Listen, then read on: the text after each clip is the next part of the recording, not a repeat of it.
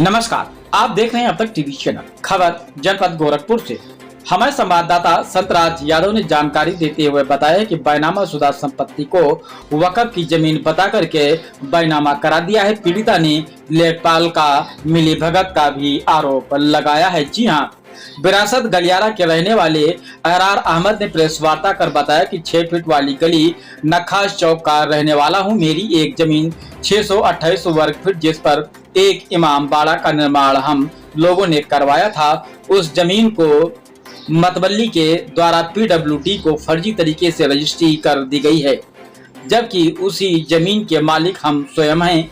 लेखपाल ने अधिकारियों को गुमराह करके इस जमीन की रजिस्ट्री कराकर लंबी रिश्वत ले ली। लेखपाल अंकित कुमार रजत आज से 3 माह पूर्व हमको बुलाकर मिले और बोले कि तुम्हारी जमीन को मैं तुमको दिलवा दूंगा, लेकिन मुआवजे की सारी रकम तुम मुझको देना पड़ेगा। मुआवजे की रकम लगभग 22 लाख रुपए। हमने इस रकम को देने से साफ मना कर दिया। तो लेखपाल अंकित कुमार रजत ने कहा है कि अब तुम अपनी जमीन लेकर दिखाओ, मैं भी देखता हूं कौन तुम्हें दिलवाता है। मैंने इसकी शिकायत अधिकारियों से भी किया।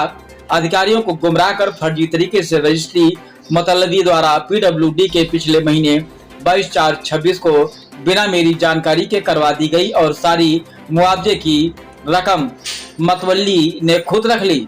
फिर से मेरी जमीन पर इमाम बाड़ा निर्माण कराया।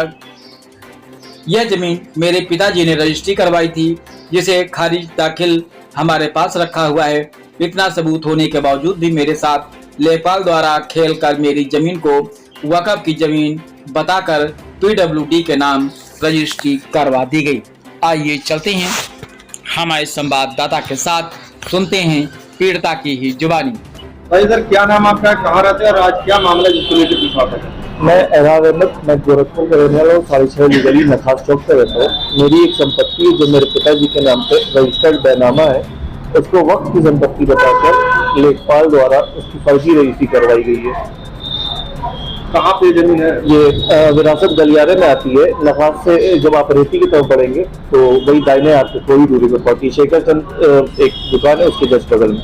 कितनी जमीन है टोटल? 628 वर्ग फीट। क्या लेखपाल की इसमें क्या गलती है? लेखपाल ने साक्ष्यों को छुपा के उन लोगों की वक्त की संपत्ति बताए। खाली मतवल्ली के आधार पर उन्होंने रजिस्ट्री कराई है। उन्होंने अधिकारियों को बताया ना कुछ। 20 तारीख को हम डीएम साहब पास गए थे, उन्होंने कहा कि हम ठीक है, हम नजरी नक्शा मंगवा लेते हैं, और उसके बाद 22 तारीख को रजिस्ट्री हो जाती है। हमको बताया भी नहीं जाता है कि क्या हुआ क्या नहीं हुआ। हमको 1 हफ्ता पहले जब काम लगाया तब पता चला है कि उसकी रजिस्ट्री हो चुकी है। लेखपाल से अगर बात हुई थी आप लोगों की, तो लेखपाल ने क्या कहा? लेखपाल से हमसे 3 महीने पहले बात हुई थी, तो उसने मुझसे 22 लाख रुपए की डिमांड रखी कि आप 22 लाख रुपए दे दो, तुम्हारी जमीन वैसे भी तुम्हारे पास नहीं है, वो लोग कब्जा करके बैठे हुए हैं।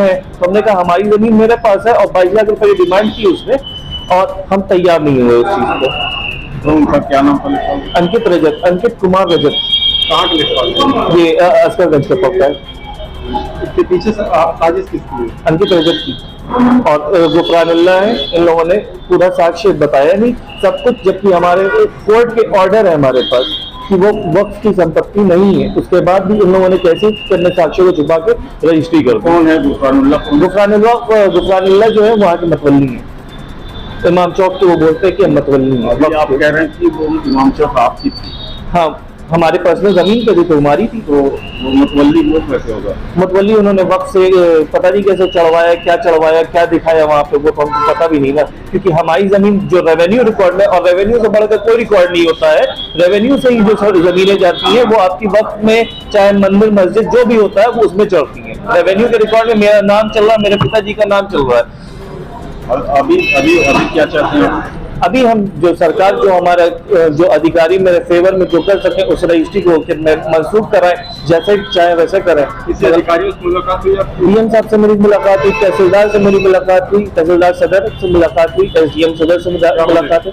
इन लोगों ने कहा कि हम तुम्हारी रजिस्ट्री कराएंगे, थोड़ा समय दो। उसकी जांच चल रही है, जांच हो जाने तो जांच के बाद करना, हम तुम्हारी रजिस्ट्री कराएंगे। आपको लग रहा है कि जांच हो रही है? अब रजिस्ट्री हो गई तो क्या ही जांच हो रही है, जब सारे इन लोगों ने बताया नहीं जो लेखपाल को बताना चाहिए था, जब वो उसने बताया ही नहीं तो फिर कैसे क्लियर हो जाएगा? रजिस्ट्री कौन किया और किसको किया? गुफरानुल्लाह ने किया है, पीडब्ल्यूडी को।